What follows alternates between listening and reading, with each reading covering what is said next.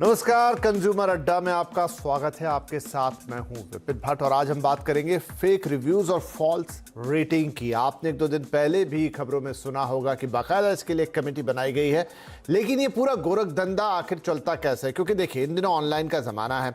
आप और हम बहुत सारा सामान, चाहे खाने पीने का हो, चाहे हमारा रोज़मर्रा का सामान हो, चाहे कोई बड़ी चीज़ें भी हो, ऑनलाइन खरीदने लगे हैं।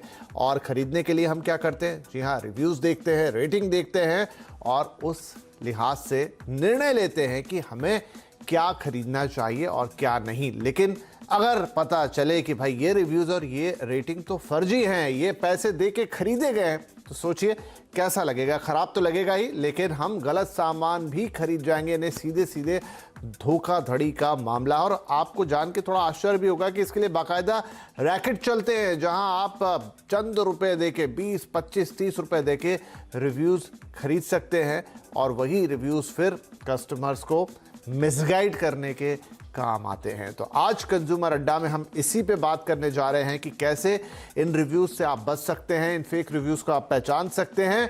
इसके लिए सरकार क्या कर रही है और आखिर ये गोरख धंधा चलता कैसे है, वो सबसे पहले आपको दिखाएंगे। देखिए रोहन सिंह की स्पेशल रिपोर्ट।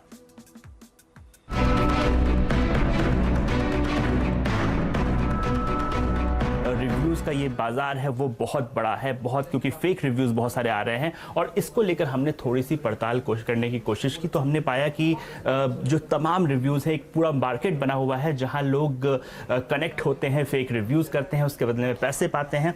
तो हमें सबसे पहले इस तरह के कई फेसबुक पेजेस दिखे जहाँ पे लोग जिनको ज़रूरत है वो कमीशन देने को तैयार हैं, वो पैसे देने को तैयार हैं। और साथ ही इस तरह के कुछ एड्स भी दिखे जो साफ साफ कहते हैं ये पेड रिव्यूज़ है, चाहे अमेजॉन, फ्लिपकार्ट, नाइका, मीशो कहीं भी करना चाहें, सिर्फ 20 रुपए से शुरू होने वाले रिव्यूज हैं। ये खुलेआम धड़ल्ले से ये चीजें चल रही हैं। तो इसकी थोड़ी तह में जानने के लिए मैंने अपने आप को एक बुक का राइटर बताया और ऐसे ही एक एजेंट से बात की जो इस तरह के फेक रिव्यूज करते हैं। मैं ना एक राइटर हूँ और मैंने एक बुक लिखी है, उसका वो अमेजॉन, फ्लिपकार्ट दोनों पे ही है। तो उसका मुझे रिव्यूज चाहिए थे कि अच्छे रिव्यूज कुछ मिल जाएं, तो उसी का रेट पता करना था कि क्या रेट होता है। वेरीफाइड रिव्यूज चाहिए या अनवेरीफाइड चाहिए? वेरीफाइड होंगे तो ज़्यादा अच्छा रहेगा। मतलब कमीशन और चार्जेस से मिला के बता दीजिए कितना होगा फाइनल। कितने की प्राइस क्या है उसकी बुक की? प्राइस तो 450 रुपीज़ की है। 450 रुपीज़। जैसे कि यूजर्स खरीदेंगे बुक, बाइक में परचेस किए जी, तो उनको बुक से तो कोई लेना देना नहीं है, उनके लिए यूजलेस है जी। तो 450 है प्लस आपका 50-60 रुपीज़ पर रिव्यूज का लग जाएगा। और पेमेंट कैसे करेंगे फिर? या रिव्यूज़ के बाद आप पेमेंट लेंगे या फिर मैं पहले पेमेंट कर दूँ? नहीं, पहले पेमेंट करना होगा। जैसे कि स्लॉट्स के अकॉर्डिंग 4 to 5 स्लॉट्स का आप पेमेंट कर दीजिएगा, उतना रिव्यूज या फिर उतना स्लॉट्स में कर दूंगा आपको और ऑर्डर डिटेल्स दे दूंगा। उसके बाद आप नेक्स्ट ही करिएगा। आप इसमें कर क्या सकते हैं, एक और चीज़ कर सकते हैं, आप चाहे तो अपना बुक बचा सकते हैं। 450 रुपीज़ आपके लिए भी तो मायने रखता होगा। जी जी जी। तो इसमें आप क्या कर सकते हैं कि मतलब कि थोड़ा सा प्राइसेस आपका बढ़ेगा। जैसे 100 यूजर्स को चला जाएगा 100 रुपीज़, तो वही आपको पड़ जाएगा 150 के अकॉर्डिंग। 150 मिनिमम ये रखी राउंड फिगर कि आपको 150 रुपीज़ पड़ेगा, ठीक है। इसमें क्या होगा कि आपका एम्प्टी बॉक्स डील कर देंगे हम। जो आप खाली बॉक्स भेजिएगा बस वेट कुछ रख दीजिएगा, कुछ भी जी, ठीक है, जो बुक के वेट का हो, और वो आप पैक करके और डिलीवर कर दीजिएगा, ठीक है। अच्छा, ये तो हुई अमेजॉन या फ्लिपकार्ट की बात, लेकिन जो फूड एग्रीगेटर्स है, जोमेटो या स्विगी, वहाँ भी यही कारोबार चल रहा है। यानी कोई रेस्टोरेंट भले ही शुरू हुआ हो या ना हुआ हो, उसके रिव्यूज़ भी लिखे जा रहे हैं और वहाँ पे भी तरीका है कि अगर आपने प्रोडक्ट नहीं भी बेचा है तो भी आपके बारे में अच्छी बातें, अच्छी रेटिंग्स आपको दी जा सकती है। और इसके लिए एक बार फिर मैंने ऐसे एक एजेंट को पकड़ा और इस बार मैंने कहा कि मैं एक रेस्टोरेंट का मालिक हूँ। मतलब पेमेंट कर दूं, उसके कितने दिन के में अंदर आप वो करवा दोगे? देखो कैसा है ना कि अगर आप मुझे 1 घंटे में बोलोगे तो मैं 1 घंटे में करके दे सकता हूँ। 20 रिव्यूज कोई बड़ा नहीं है जी, बट हम लोग उसको सिस्टम से काम करते हैं। अगर आपको मैं 20 रिव्यूज करना तो मैं डेली के 5-5 करके दे दूंगा, 4 दिन में कंप्लीट हो जाए। अच्छा, हाँ, वो ताकि आपके रिव्यूज डिलीट ना हो। जी जी जी जी। हम लोग करने के लिए एक दिन में 50-100 भी रिव्यू करते हैं। फेक रिव्यूज़ का ये गोरख धंधा अनएथिकल बिजनेस प्रैक्टिस के अंदर तो आता ही है, लेकिन साथ ही ये कंज्यूमर राइट्स को भी प्रभावित करता है, क्योंकि जो हम सामान खरीदते हैं उसके गलत रिव्यूज़ या अगर किसी खराब प्रोडक्ट का अच्छा रिव्यू आपको मिल जाए और आप वो खरीद लें तो कहीं ना कहीं इससे आपका नुकसान है। और इसलिए देर से ही सही सरकार ने फिलहाल एक बातचीत शुरू की है और ज़रूरी है कि इस पूरे कारोबार को जो फेक रिव्यूज़ या रेटिंग्स का है उस पर तुरंत रोक लगाई जाए। रोहन सिंह, दिल्ली। तो देखिए आपने रिपोर्ट और शायद आपको आश्चर्य भी लग रहा हो कि कितने कम पैसे में रिव्यूज बिक जाते हैं और इनफैक्ट हंसी भी आ रही होगी आपको वहां जहां पर वो एम्प्टी बॉक्स डील की बात कर रहा है एजेंट कि आप किताब भी मत भेजिए, उसमें कुछ उतने ही वजन का सामान रख के भेज दीजिएगा, हम आपकी रेटिंग करवा देंगे। तो नायाब तरीकों से ये सब कुछ होता है, लेकिन कुल मिलाकर आपको और हमारा नुकसान। चलिए इसी पे आज हमें चर्चा कर रही है और उसके लिए हमने कुछ खास मेहमान बुलाए हैं। रैबिट एंड टर्टल की फाउंडर सलोनी अरोड़ा, जो कि एक इन्फ्लुएंसर भी हैं, एमफिल्ट्रेट के को फाउंडर अमित रिलन और फिन लॉ कंसल्टेंसी के एडिशनल डायरेक्टर पीएम मिश्रा। आप सभी का बहुत बहुत स्वागत है। अमित, आई थिंक आपकी कंपनी ने इस पे काफी काम किया है, इस तरह की सारी चीजों पर। अब चूंकि इंडिया में ऑनलाइन मार्केट धीरे धीरे काफी ज्यादा बढ़ गया है, मतलब अर्बन सिटीज में तो ये फिनोमेना हो ही गया है, लेकिन अब टीयर 1 टीयर 2 सिटीज में भी लोग बहुत ज्यादा ऑनलाइन शॉपिंग करने लगे और रेटिंग और रिव्यूज तो इनफैक्ट सभी लोग देखते ही हैं। लेकिन अगर वहीं पे ऐसी धोखाधड़ी हो रही है तो आई थिंक ये बहुत ज्यादा गलत है। क्या जो जिन कंपनियों की वेबसाइट पर ये होता है उनका कोई उस पर कंट्रोल नहीं है? आई थिंक शुक्रिया मुझे निमंत्रण करने के लिए इस कार्यक्रम में। आई थिंक ये बहुत ही बड़ा एक नेटवर्क है, एक बिजनेस है और इट्स अ कॉम्बिनेशन, दोनों पक्ष इन्वॉल्व हैं। जो रेटिंग रिव्यू वाले लोग हैं, ब्रांड्स हैं और जो इनके एल्गोरिथम्स चलते हैं, जो प्लेटफॉर्म्स पे एल्गोरिथम्स चलते हैं। अगर आपका रेटिंग रिव्यूज हाई होता है तो आपकी लिस्टिंग ऊपर आती है, आपकी organic sponsored sharing, sponsored listing ऊपर आती है। तो प्रैक्टिकली ये सारा एलिमेंट ब्रांड अपने कैंपेन्स को ऊपर लाने के लिए करता है। इसके काफी तरीके हैं। आपने कुछ एग्जांपल्स आपने ऑलरेडी दर्शकों को बताए, चाहे वो खाली डब्बा बेच देते हैं, चाहे वो 5-5, 10-10 के सीक्वेंस में ये काम करते हैं। तो ये काफी, और कुछ प्लेटफॉर्म्स इसको वेरीफाइड वर्सेस अनवेरीफाइड रिव्यूज में स्ट्रक्चर करते हैं। उसके ऊपर कई एल्गोरिथम्स रन करते हैं, उसमें फेक अनफेक का लिस्टिंग्स करते हैं और काफी तरीके से कंज्यूमर प्रोटेक्शन करने के लिए काम करते हैं। बट उसके बीच बावजूद भी कई चीजें ऐसी हो जाती हैं जो सिस्टम इम्प्लीमेंट नहीं कर पाता और तभी गवर्नमेंट काफी एक्टिव है। एवरीबडी इज, सारे बंदे इन्वॉल्व है इस केस में, बिकॉज प्लेटफॉर्म प्रोवाइडर्स उसको ऊपर करना चाहते हैं, ब्रांड्स अपने एलिमेंट्स को करते हैं। और तीसरा एक एलिमेंट आता है कंपटीशन। कई बार कंपटीशन भी बैड रिव्यूज लिखवाता है। तो मतलब from a consumer protection stand point, consumer एक, तभी आपने जैसे एग्जांपल दिया कंज्यूमर प्रोटेक्शन एक्ट 2019 के अगेंस्ट ये वायलेशन, और उसके लिए fake misleading loans, right to be informed वाले एलिमेंट्स आ जाते हैं। तो एक फ्रेमवर्क की जरूरत है, एक टेक्नोलॉजी स्लैश प्रोसेस के दायरे से हम ये काम कर सकते हैं और सबको साथ काम करना होगा इसको सॉल्व करने के लिए। जी सोनाली, तो है तो ये सीधी सीधी धोखाधड़ी। अब ये है कि जैसा अमित कह रहे कि टेक्नोलॉजी का इस्तेमाल इसमें हो एल्गोरिदम के हिसाब से। अब देखिए मैनुअल इंटरवेंशन कितना पॉसिबल है मुझे नहीं पता, क्योंकि हज़ारों या लाखों प्रोडक्ट होते हैं उस पर, और अगर आप मल्टीप्लाई कर दे तो करोड़ों रिव्यूज़ बन जाएंगे, रेटिंग्स बन जाएंगे।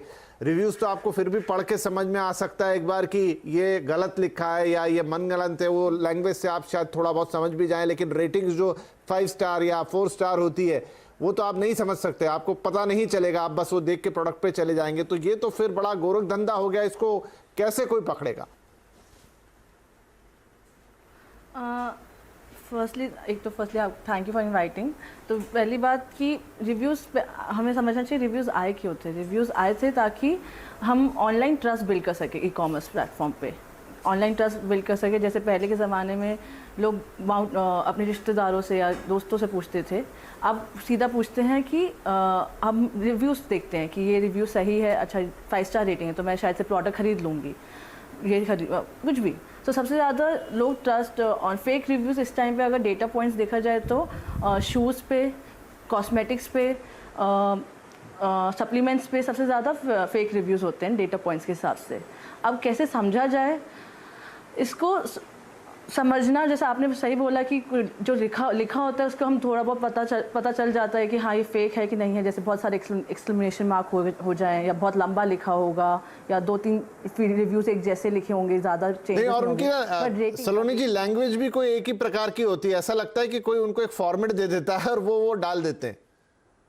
हाँ बिल्कुल, मतलब एक थोड़ा बहुत ऊपर नीचे होगा, बट हाँ जब आप रेटिंग्स की बात करते हैं, यूज़र नेम बहुत डिपेंड करता है कि कैसा यूज़र नेम है। यूज़र नेम बाय मतलब उनका यूज़र नेम आपको देखना चाहिए कि कैसा है, किसी का रियल यूज़र नेम है कि नहीं है। जैसे कोई हो गया कि फैन लाइक कूल बॉय, और वो रेटिंग दे रहा 5 स्टार, तो कहीं ना कहीं वो फेक होगा, थोड़ा बहुत आप देख सकते हो।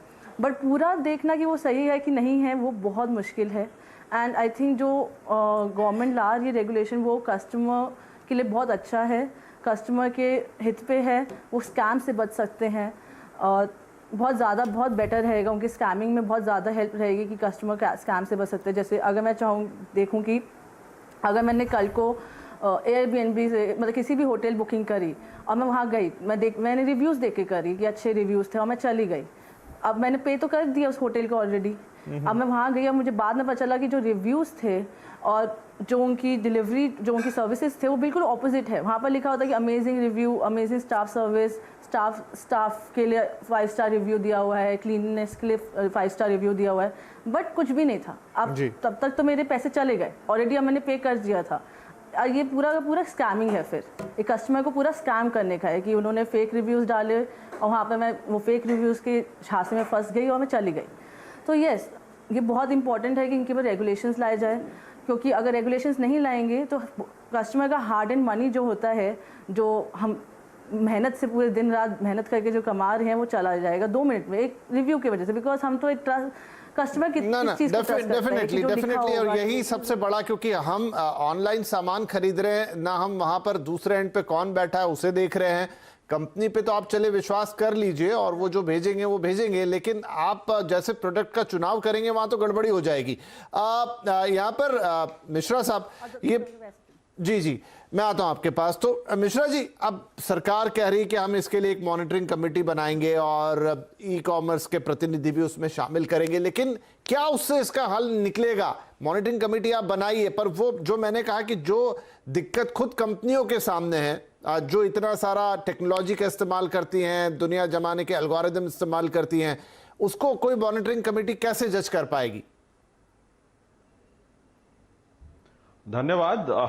ये जो सवाल है अच्छा है कि गवर्नमेंट चाहे तो ये इतना मुमकिन नहीं है कि आप मॉनिटर कर पाए, रेगुलेट कर पाए। अभी ये देखना जरूरी है कि ये पूरे गोरख धंधे में कौन कौन शामिल है। एक तो है सप्लायर, सेलर, जो अमेजन, फ्लिपकार्ट, ये सारे जगह में आके सप्लाई कर रहे हैं। दूसरा खुद प्लेटफॉर्म। तीसरा जो रिव्यू दे रहा है, मतलब जो रिव्यू को खरीदा जा रहा है। ये तीनों पार्टी यहां पे इन्वॉल्व है। डायरेक्टली और इनडायरेक्टली ब्रीच ऑफ ट्रस्ट के साथ साथ फाइनेंशियल धोखाधड़ी भी हो रहा है, क्योंकि अगर आप इसको कंट्रोल करना है, टेक्नोलॉजी काफी आगे जा चुकी है। इसमें प्राइम जो काम है वो प्लेटफॉर्म और सप्लायर का है। अगर हमें पहली दफा जब रेगुलेशन बन रही है, काफी सख्त रेगुलेशन बनाई जाए, फाइनेंशियल पेनल्टी सिर्फ प्लेटफॉर्म को नहीं, सप्लायर, ये दोनों के साथ साथ जो तीसरा जो रिव्यू दे रहा है, जिससे खरीदा जा रहा है, उसको भी इसके ऊपर लाया जाए और उसके ऊपर भी फाइनेंशियल पेनल्टी पहले इंस्टेंस में कर दी जाए। अभी आगे उस रेगुलेशन को और स्ट्रिक्टर बनाया जा सकता है। मॉनिटरिंग के लिए डेफिनेटली प्लेटफॉर्म को ही जिम्मेदार किया जा सकता है, क्योंकि प्लेटफॉर्म टेक्नोलॉजिकली एबल है। अगर आर्टिफिशियल इंटेलिजेंस, नई टेक्नोलॉजी है, उसको यूज किया जाए और एनालाइज किया जाए, प्लेटफॉर्म, जैसे कि आप देखिए यूएस में अमेजन ने अभी करीब हर 2 महीने में, 3 महीने में हजारों लोगों को नोटिस देता है, जो रिव्यूअर हैं उनको नोटिस देता है। मैकेनिज्म उनका है, वो रेस्पॉन्सिबल है। तो ज्यादातर प्लेटफॉर्म को रेस्पॉन्सिबल किया जाए, सो दैट प्लेटफॉर्म जितने सारे बिजनेस ओनर है, सप्लायर है, उनके ऊपर निगाह रखें जी। इस तरीके से गवर्नमेंट इस चीज को कंट्रोल कर सकती है। नहीं, तो ठीक और है। कोई तरीका नहीं कि गवर्नमेंट बहुत सारे टेक्नोलॉजी को दिखा के रेगुलेशन लाया जा सकता जी। है, बट रेगुलेशन को रेगुलेट करने के लिए, मॉनिटर करने के लिए ये चीजें सरकार के लिए इतनी संभव नहीं है। नहीं, वही बात है कि वो प्रैक्टिकल नहीं होगा। अमित साहब, जो मिश्रा जी भी कह रहे हो, ये मेरे मन में भी सवाल आ रहा था। आपकी कंपनी तो इंडिया के बाहर भी काम करती है, कि बाहर जो दूसरे देश है, चाहे हम यूरोपियन कंट्रीज की बात करें, चाहे हम अमेरिका की बात करें, वहां पे कैसे चलता है? क्या वहां पर भी यही हालात है, इतने फेक रिव्यूज होते हैं? या जैसे अभी मिश्रा जी बोले कि वहां पर तो अमेजॉन बहुत नोटिस पे नोटिस देता है, तो क्या डिफरेंस है वहां के रेगुलेशन और हमारे यहाँ में? देखिए, मिश्रा जी ने जैसे बोला, प्रॉब्लम ये यूनिवर्सल प्रॉब्लम है, ये इंडिया की प्रॉब्लम नहीं है, ये यूनिवर्सल प्रॉब्लम है। हर जगह पे ऐसे तत्व पाए जाते हैं और उसका रेगुलेशन, उसका तोड़ निकाला जा सकता है। सेलर्स एज वेल एज, मतलब सेलर/ब्रांड्स और प्लेटफॉर्म्स दोनों ही इक्वली रिस्पॉन्सिबल हैं इसको रोकने के लिए। दोनों के पक्ष में ये चीजें हैं कि अगर प्रोडक्ट अच्छा लिखा जाएगा तो ज्यादा बिकेगा, और अगर कोई ज्यादा रिव्यूज आएंगे तो उनकी ऑर्गेनिक लिस्टिंग बढ़ेगी। हेंस ये कि हमेशा एक काउंटर रहता है। तो और टिपिकली हमने ये देखा है कि स्कैमस्टर्स हर जगह पे अवेलेबल है और इमर्जिंग कंट्रीज में ज्यादा है, और यही इमर्जिंग कंट्रीज में फेक रिव्यू लिखने वाले वर्ल्ड वाइड भी लिखते हैं। ऐसा नहीं है कि सिर्फ इंडिया के लोग ही हैं, मतलब डिफरेंट जगह पे भी लिखते हैं। तो इसका सीधा तोड़ कोई नहीं है कि हम ये कर देंगे वो कर देंगे, बट ये इशू ग्लोबल इशू है, ग्लोबल प्रॉब्लम है। यूरोपियन यूनियन ने इस पर काफी काम किया है। यूएस सेनेट ने भी कुछ पॉइंटर्स निकाले हैं इसको सॉल्व करने के लिए, बट ये इकोसिस्टम का कहानी है। ये एक सिंगल आदमी कोई सॉल्व नहीं कर सकता, और जितना गवर्नमेंट मैंडेट, गवर्नमेंट रेगुलेशन और गवर्नमेंट की मॉनिटरिंग और कंट्रोल होगी, उतनी चीजें डिटरेंट बनेगी। बिकॉज अगर अभी लॉ ही नहीं है, कोई पेनल्टी नहीं है, जैसे मिश्रा जी ने बोला, या रिव्यूअर की तरफ की कोई भी कुछ कर दे, कोई कुछ होगा ही नहीं। तो hence that deterrent elements are important कि हम इसको थोड़ा एड्रेस कर पाए। और from a consumer angle, consumer को थोड़ा ज्यादा विजिलेंट होना चाहिए। बहुत ज्यादा रिव्यूज के हिसाब से अगर आप डिसीजन लोगे तो कई बार प्रोडक्ट के कई एलिमेंट्स होते हैं जो बंदा देख सकता है, ऑफलाइन भी देख सकते हैं जाके। तो वो थोड़ा सा एक एंड टू, मतलब तीनों तरफ से, कंज्यूमर की तरफ से, ब्रांड की तरफ से और यहाँ पर मुझे लगता है रिलायंस साहब, क्योंकि देखिए अब कंज्यूमर के पास यहाँ थोड़ी चॉइस लिमिटेड होती है। पहले ही वो चीज ऑनलाइन खरीद रहा है, यानी फिजिकली तो वो चीज को देख नहीं पा रहा।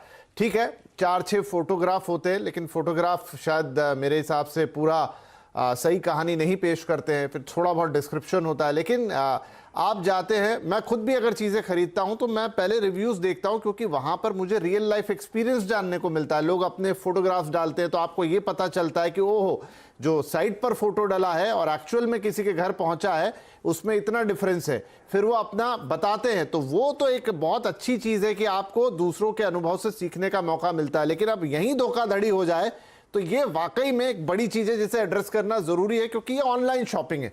चलिए मैं एक छोटा ब्रेक लेता हूं, ब्रेक के बाद हम उसी चीज पे आएंगे कि अब रेगुलेशन बनने की शुरुआत हुई है, उस रेगुलेशन में और क्या होना चाहिए। मिश्रा जी ने कुछ बातें रखी, वो तो जब होगा तब होगा, लेकिन आपके एंड पे आप क्या कर सकते हैं? 2-4 पॉइंट तो हम सब जानते हैं, थोड़ा लैंग्वेज समझ लें, थोड़ा ये देख लें, लेकिन क्या और तरीके हो सकते हैं जिससे आप खुद समझ पाएं कि ये रिव्यू फेक है, या आप उसको रिपोर्ट करें कि भाई देखिए गलत पड़ा हुआ है, तो आगे जाके वो वेबसाइट उस पर एक्शन ले। क्या कुछ आपके कानूनी हक अभी आपके पास है, आगे चलते हुए आपको क्या मिल सकते हैं, ये सारी बातें। वेलकम बैक, आप देख रहे हैं कंज्यूमर अड्डा, और जहां पर बात हो रही है कि फेक रिव्यूज या फॉल्स रेटिंग, इनसे कैसे बचा जाए। और सरकार ने हाल ही में कहा है कि इसके ऊपर वो सख्त एक्शन लेंगे और साथ में कमेटी बनाएंगे, रिव्यू कमेटी होगी और आगे जाके कुछ नियम भी तैयार किए जाएंगे। लेकिन वो जब होगा तब होगा, लेकिन आप कैसे बच सकते हैं? तो यहाँ पर सलोनी, कुछ बातें तो जैसा हमने कहा कि एक मोटा मोटा अंदाजा आप लगा सकते हैं रिव्यू पढ़ के, उसकी लैंग्वेज से, लेकिन क्या कोई स्पेसिफिक तरीके हैं जिसमें आपको लगे? क्योंकि जैसा देखिए मैं बता रहा हूं कि सभी का क्राइटेरिया ये होता है, ज़्यादातर जो लोग ऑनलाइन शॉपिंग करते हैं कि वो रिव्यूज़ ज़रूर पढ़ते हैं, रिव्यू में जो फोटोग्राफ डाले होते हैं वो ज़रूर देखते हैं, लोगों का एक्सपीरियंस जो उन्होंने शेयर किया होता है वो ज़रूर वहाँ पर समझने की कोशिश करते हैं। बिल्कुल सही बात है। जैसे आपने बोला कि पहचानना कि वो फेक है कि नहीं है, वो बहुत मुश्किल काम है। बट हाँ, लैंग्वेज जैसे मैं हमने ऑलरेडी डिस्कस करा कि हम क्या भाषा में लिखा हुआ है वो बहुत मैटर करता है। कि अगर 2-3 रिव्यूज़ एक जैसी भाषा में लिखे हैं, स्पेशली कि ज़्यादा लंबा लिखा हुआ है और 2-3 चेंजेस ही हैं भाषा में, तो फॉर श्योर वो फेक रिव्यू है। आप फ़ोटोज़ देख सकते हैं, अगर 2-3 सेम रिव्यूज़ में सेम एक जैसी फ़ोटोज़ हैं तो आपको प्रॉब्लम नहीं हो, मतलब आप देख सकते हैं कि वो फेक रिव्यू है। तो बट हाँ, यूज़र नेम आप देख सकते हो। बट जैसे किसी ने स्टार रेटिंग दिया तो आप उनका यूज़र नेम देख सकते हो कि कैसा है, नेम सही से लिखा है कि नहीं है, उनका सरनेम लिखा हुआ कि नहीं लिखा हुआ। तो वो तरीका है पहचानने का कि वो फेक है कि सही है, वो एक तरीका है। अगर जो रियल रिव्यूज़ होता है, जो स्पेशली जो ख़राब रिव्यू दिया होता है, वो आप देख सकते हो कि उसके अंदर पिक्चर ज़रूर डालते हैं लोग जब उनका कुछ ख़राब एक्सपीरियंस रहता है ज़्यादातर। बट बिल्कुल पहचानना कि वो सही है कि नहीं है काफ़ी डिफ़िकल्ट है, स्पेशली जब सिर्फ और सिर्फ रेटिंग दी हो, किसी ने सिर्फ 5 स्टार रेटिंग दी हो या 4 स्टार रेटिंग दी हो, कुछ नहीं लिखा हो, तो उसको पहचानना कि ये क्या सही है या क्या गलत है रिव्यू दिया हुआ है, तो उसको पहचानना थोड़े से ज़्यादा ही डिफ़िकल्ट है। मैं अगर नो डाउट वो इतना आसान काम नहीं है। और बहुत सारे देखिए कई लाखों में नए कंज्यूमर्स जुड़ते हैं जिनको ऑनलाइन शॉपिंग का उतना एक्सपीरियंस होता नहीं है, और फिर बहुत सारे टियर 1, टियर 2, टियर 3 सिटीज से, जैसा मैंने कहा कि नए नए लोग जुड़ रहे हैं इस पूरे इकोसिस्टम के अंदर, वो उतना नहीं समझ पाते हैं और कई बार तो वेबसाइट्स के अपने इशू होते हैं। मिश्रा जी, आज की तारीख में क्या मेरे पास कोई कानूनी हक है जहां पर मैं जाके इस चीज की शिकायत कर सकूं, चाहे तो वेबसाइट के ऊपर या किसी भी तरीके से, कि भाई ये यहां पर गलत जानकारी थी? क्योंकि रिव्यू को भी मैं मानूंगा कि जानकारी है, उससे वेबसाइट ये कह के पल्ला नहीं छुड़ा सकती कि ये तो किसी और ने लिखा है। देखिए, बहुत सारे ई कॉमर्स वेबसाइट्स आज भी अवेलेबल हैं जहां पर आप इस चीज को इन्फॉर्म कर सकते हैं, अब आप कंप्लेन कर सकते हैं। लेकिन अभी ये जरूरत है कि गवर्नमेंट अपनी स्टैंडर्डाइज चीजें लेके आए। जैसे आरबीआई में शिकायत आप कर सकते हैं डायरेक्टली जाके, आरबीआई की साइट है। उसी तरीके से कंज्यूमर अफेयर्स डिपार्टमेंट अपना एक ई कॉमर्स के लिए एक अपनी प्लेटफॉर्म लेके आए जहां पे लोग जाके शिकायत करें, और उस शिकायत के बाद यह ना हो जाए कि बातें वहीं पर थम जाए।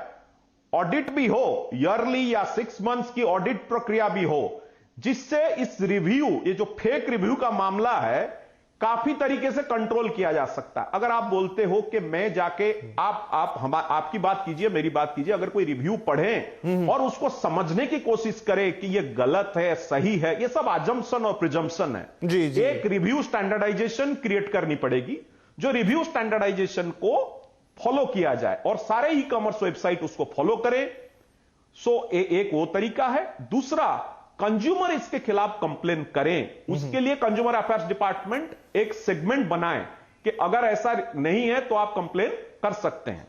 जी बिल्कुल। अभी साइट अपने तरीके से बना के रखे हुए हैं, और इसी के ऊपर जो अमेज़न में बता रहा था, वो सारे रिपोर्ट ये बताते हैं 55% जो रिव्यूज हैं वो फेक हैं। राइट। यूरोप कमीशन भी वही बताया हुआ है, यूएस में भी वही है।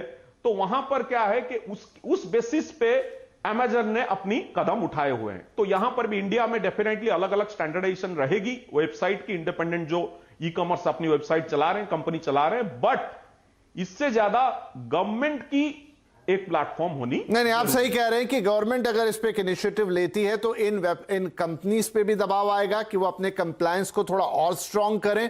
इनफैक्ट जो लोग फेक रिव्यूज लिखने के काम में हैं या धंधे में हैं, वो लोग भी, फर्जी लोग भी, यहां पे थोड़ा सा एक उनके ऊपर प्रेशर आएगा, उस चीज में हो सकता है कमी आए, और आपके पास एक प्लेटफॉर्म होगा जहां पर आप कंप्लेंट करेंगे तो गवर्नमेंट वहां पर एक एप्रोप्रिएट एक्शन लेती हुई नजर आएगी।